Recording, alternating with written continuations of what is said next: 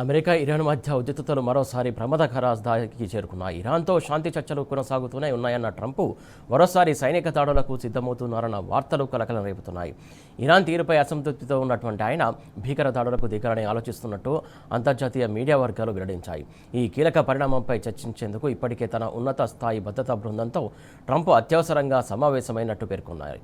పరిస్థితి తీవ్రతను దృష్టిలో ఉంచుకుని ట్రంప్ తన వ్యక్తిగత పర్యటనను కూడా రద్దు చేసుకున్నారు. కుమారుడి వివాహాన్ని పక్కన పెట్టి వైట్ హౌస్కే పరిమితమయ్యారు. ఈ నేపథ్యంలోనే అమెరికా సైన్యం, ఇంటెలిజెన్స్ విభాగాలకు చెందినటువంటి అధికారులు వీకెండ్ సెలవులను రద్దు చేసుకున్నట్టు సమాచారం.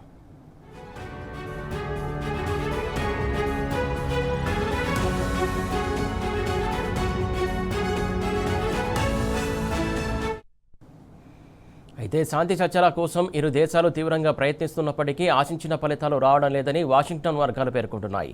చర్చల్లో రోజుకో కొత్త ప్రతిపాదన వచ్చి చేరుతుండడంతో ఒప్పందం కుదిరే సంకేతాలు కనిపించట్లేదంటున్నాయి. ఇరాన్ అణు ఆయుధాలను స్వాధీనం చేసుకుంటామంటున్న ట్రంప్ ఇందుకోసం అవసరమైతే కఠిన చర్యలు తప్పవని స్పష్టం చేశారు. ఒప్పందం కుదరని పక్షంలో యుద్ధాన్ని ముగించేందుకు భారీ సైనిక ఆపరేషన్ చేపట్టనున్నట్టు తెలిపారు.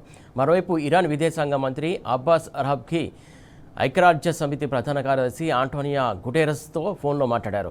అమెరికా చేస్తున్నటువంటి అతిశయ డిమాండ్లు శాంతి చర్చలకు ప్రధాన అడ్డంకిగా మారాయని ఆయన ఆరోపించారు. గతంలో ఇచ్చిన హామీలను అమెరికా నిలబెట్టుకోలేదని, ఒకవైపు చర్చలు చేస్తూనే మరోవైపు సైనిక ఒత్తిడి పెంచుతుందని విమర్శించారు.